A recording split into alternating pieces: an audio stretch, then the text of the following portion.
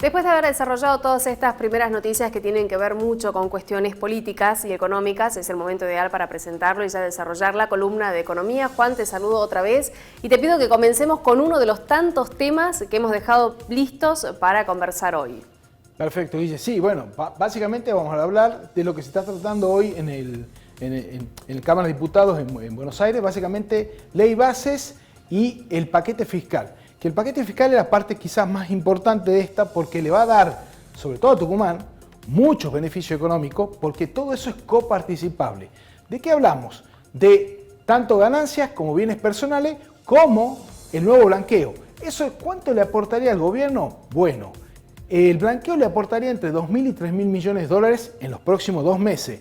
Y los otros dos impuestos le aportarían una estabilidad financiera muy fuerte que podría coparticipar a todas las provincias y esto haría que se reactive rápidamente la obra pública, que es lo que ya se está anunciando a nivel país, ¿no? Y recordemos que las crisis en Argentina duran de 18 a 20 meses y nosotros ya estamos en el rebote del 7º mes. Quiere decir que en los próximos 2-3 meses sí o sí vamos a estar para arriba y obviamente con la obra pública activándose va a ser realmente muy bueno para el país, ¿no?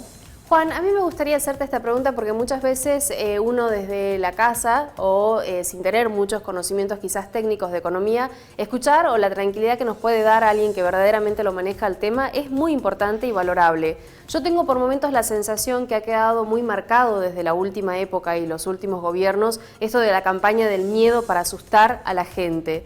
Y tengo la sensación que con esta ley bases, en lo que respecta puntualmente a los trabajadores, hay mucho en torno a eso, en asustar al trabajador, en hacerle creer que nada de esto lo va a favorecer.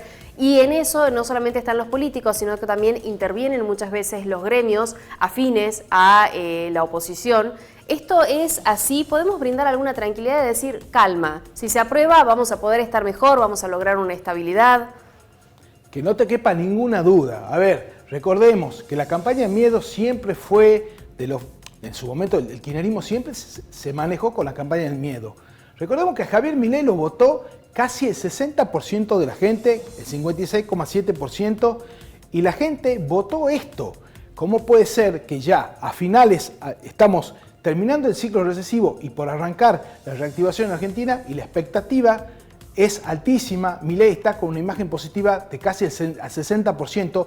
Obviamente eso pone mal a toda la gente, a toda la política vieja que tiene entramados y curros dentro de la política como hemos estado viendo. Recordemos, a ver, en el programa de Majul el domingo hablaban de solamente el tema de los comedores truchos que estaban en manos de parte de la iglesia, eran más de 1.500 millones de dólares.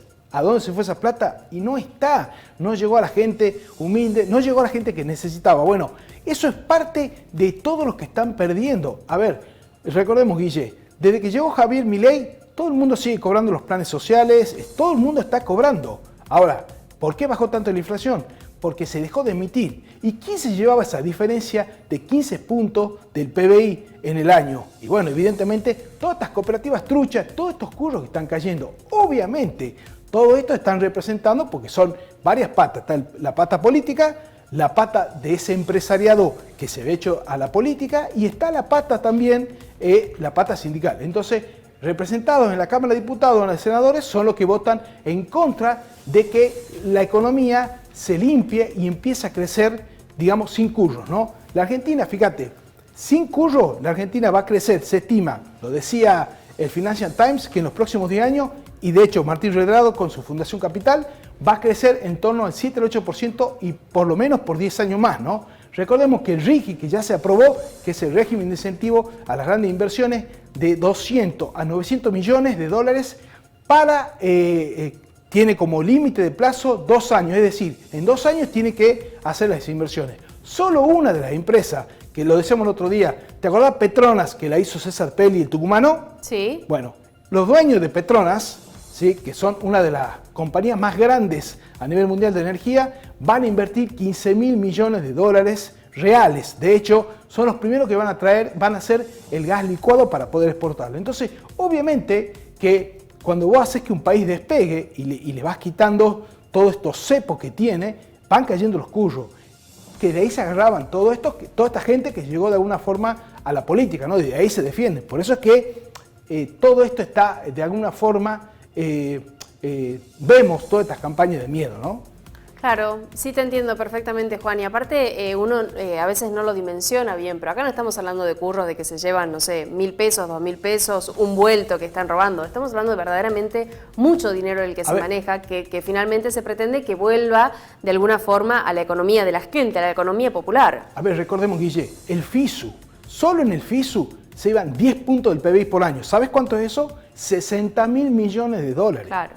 Que no llegaba a la gente. ¿A dónde iba? A estas cooperativas truchas, a estos comedores truchos, a estos curas truchos, porque yo no creo que sean curas, un cura que recibe dinero y no dan alimento. Bueno, todo eso se está terminando. Son 60.000 millones de dólares. Imagínate los bolsillos que está tocando por año. En 10 años son 600.000 millones, es un PBI de Argentina. Bueno, si solo en 4 años logramos desarmar los FISU, la Argentina va a recuperar 250.000 millones de dólares, la mitad del PBI.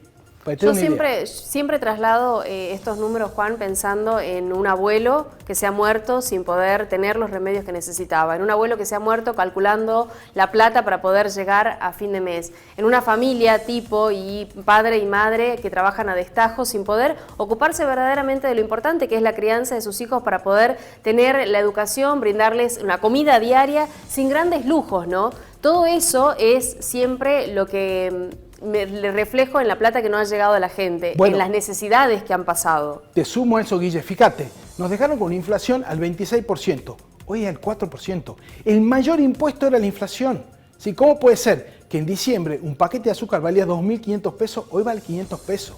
Es decir, hay un montón de cosas que se están empezando a depurar, porque como lo dice Javier Milei, el presidente, que él es economista, lo sabe muy bien, el peor impuesto es la inflación.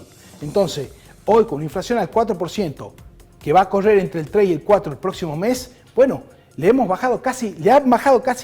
puesto casi 23 puntos de poder adquisitivo en el bolsillo de la gente. Ahí es donde se ve. Y si esta tendencia sigue, se habla que el año que viene la inflación podría estar en el orden del 33% anual. No existe, esto no pasaba hace 20 años, Guille. Recordemos que la inflación de junio, de la tercera semana de junio de la semana pasada, dio 0. Esto no pasaba hace 30 años. Entonces, estamos yendo a esta normalidad. Obviamente que los que viven de la inflación, que es la emisión monetaria, que es activar la maquinita, son los que están poniendo todos los pelos y haciendo la campaña del miedo, ¿no? Juan, el miedo lo tienen ellos de perder el curro. Ahí me parece que se toca la fibra íntima y el nervio central que hace enojar a más de uno. No me quiero despedir, Juan, sin antes hacerte la consulta, por supuesto, sobre uno de los temas también que es noticia hace una semana y tiene que ver con este récord en el precio del dólar. ¿Qué es lo que va a pasar? ¿Va a estabilizarse finalmente después de la aprobación o no de la ley base? ¿Qué es lo que va a pasar con el verde billete? Bueno, recordemos que esto es una puja que tiene el campo con el gobierno. El campo debe haber liquidado 25.000 millones de dólares de la cosecha, solo liquidó 5.000 millones a la expectativa de que en teoría el gobierno devalúe. Bueno, también la gente de campo tiene que entender que los últimos 20 años no fueron eficientes, hoy tienen que volver a trabajar y a ser eficientes y buscar la rentabilidad adentro, no especulando afuera. Entonces, si en Cámara de Diputados se aprueba la ley, como te decía recién, el paquete fiscal, el gobierno se va a hacer de 2.000, 3.000 millones de dólares solo del blanqueo y de los otros puntos va a juntar 2.000, 3.000 millones de dólares más por mes y en los próximos 3 meses se va a juntar con 10.000 millones de dólares más el nuevo acuerdo del Fondo Monetario que estaría llegando en noviembre y diciembre entre 7.000 y 10.000 millones de dólares. Estaríamos hablando que el Banco Central se podría juntar con casi 55.000 millones de dólares y ahí no le quedaría margen al campo para seguir especulando porque el dólar seguiría en una brecha entre 1.100 y 1.300 pesos y tendría que liquidar. El sueño del campo de un dólar a 4.000 no va a existir. Yo creo que va a estar más cerca de los 1.200, 1.250 en lo que estamos viendo ahora, una vez que se abre el cepo y el campo va a tener que liquidar esos 20.000 millones de dólares tarde o temprano porque necesita sembrar y bueno, no le va a quedar otra que volver y hacerse eficiente en toda su cadena de valor, ¿no? Volver a trabajar.